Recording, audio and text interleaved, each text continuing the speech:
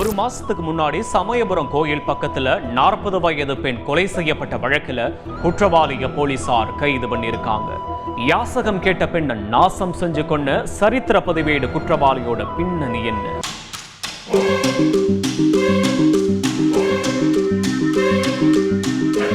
சென்னை திருச்சி தேசிய நெடுஞ்சாலை ஜனவரி 3, 2025.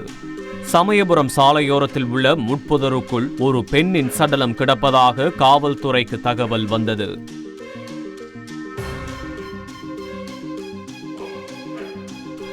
ஆடை அலங்கோலமாக மூச்சற்று கிடந்த அந்த சடலத்தை போலீசார் சோதனை செய்தனர்.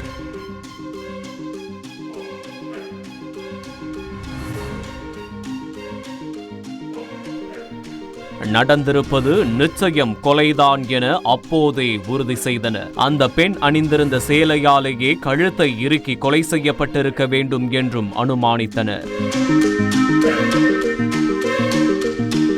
ஹேண்ட்பேக்கை தவிர அந்த இடத்தில் வேறு எந்த தடயமும் இல்லை. தொடர்ந்து சடலத்தை மீட்டு உடற்கூறாய்வுக்காக அனுப்பி வைத்த போலீசார் விசாரணையை தொடங்கினார்கள்.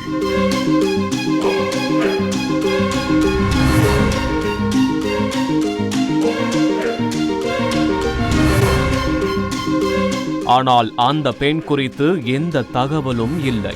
இது சமயபுரம் பகுதியில் நடக்கும் 3வது மர்மமான கொலை என்று அறிந்து கொண்ட நமது குற்றச்சரித்திரம் குழு அன்றே இதன் புலன் விசாரணை மண்ணச்சநல்லூர் செய்தியாளர் வினோத்துடன் தொடங்கியது.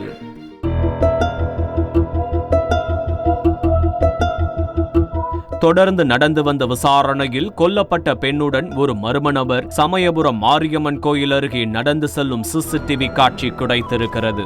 அதை வைத்து விசாரித்ததில் அந்த நபர் சேலம் மாவட்டம் வீரகனூர் பகுதியைச் சேர்ந்த சிவா என்கின்ற விக்னேஷ் என்பது தெரிய வந்தது.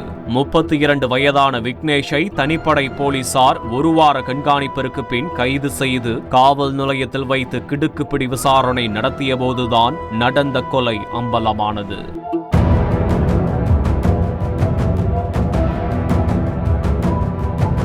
விக்னேஷ் ஒரு ஊர் சுற்றும் பறவை. திருமணமாகாத இவர் குடும்பத்தாருடன் ஏற்பட்ட கருத்து வேறுபாடு காரணமாக வீட்டை விட்டு வெளியேறி நினைத்த ஊருக்கு சென்று கிடைத்த வேலையை செய்து மாது என உல்லாசமாக இருந்துள்ளார். கோயில்களும் பேருந்து நிலையங்களுமே இவரது படுக்கையறை.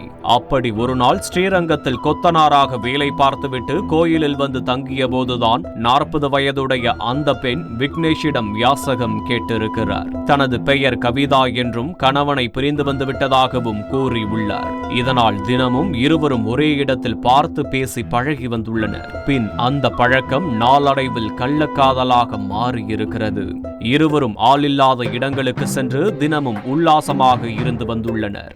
இந்த சமயத்தில் தான் அந்த பெண் கர்ப்பமாக இருப்பதாகவும் அதை கலைக்க 13,000 செலவாகும் என கூறி பணம் வாங்கியுள்ளார். அதன் பிறகு அந்த பெண்ணை விக்னேஷ் பார்க்கவில்லை. எங்கு தேடியும் கிடைக்காததால் விக்னேஷ் தஞ்சாவூருக்கு இடம்பெயர்ந்திருக்கிறார்.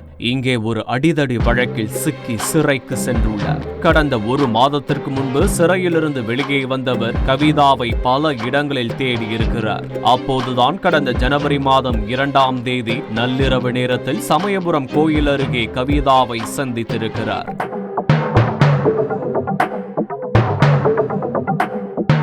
நீண்ட நாள் கழித்து காதலியை பார்த்த ஆவலில் கவிதாவை சென்னை திருச்சி தேசிய நெடுஞ்சாலை ஓரத்தில் உள்ள புதருக்குள் அழைத்து சென்று உல்லாசமாக இருந்துள்ளார். காமம் முடிந்ததும் கருகலைக்க கொடுத்த காசு என்ன ஆனது என கவிதாவிடம் கேட்டிருக்கிறார் விக்னேஷ். அப்போது இருவருக்கும் இடையே ஏற்பட்ட வாக்குவாதத்தில் விக்னேஷை தரக்குறைவாக பேசி வசைபாடி இருக்கிறார் கவிதா. இதனால் ஆத்திரமடைந்த விக்னேஷ் சேலையால் கவிதாவின் கழுத்தை இறுக்கி கொலை செய்து சடலத்தை புதருக்குள்ளேயே வீசிவிட்டு அங்கிருந்து சொந்த ஊருக்கு சென்றுள்ளார். இதனைத் தொடர்ந்து போலீசார் விக்னேஷின் பின்புலத்தை விசாரித்ததில் அவரின் மீது ஆத்தூர், தஞ்சாவூர் ஆகிய காவல் நிலையங்களில் பல குற்ற வழக்குகள் நிலுவையில் இருப்பது தெரிய வந்திருக்கிறது.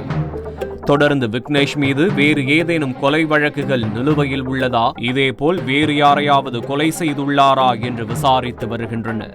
ஆனால் கொல்லப்பட்ட பெண் குறித்து எந்த ஒரு தெளிவான விவரமும் தெரியவில்லை. முதலில் சங்கீதா என்று அடையாளம் காணப்பட்டவர் விக்னேஷின் வாக்குமூலத்தால் கவிதா என்று அறியப்படுகிறது. மேலும் அவரை தேடியும் யாரும் வராததால் போலீசார் கொல்லப்பட்டவரின் அடையாளத்தை கண்டுபிடிக்க முடியாமல் திக்குமுக்காடி வருகின்றனர். சவாலான இந்த வழக்கில் உள்ள மர்மங்கள் போலீசாரின் முழு விசாரணைக்கு பிறகே தெரியவரும்.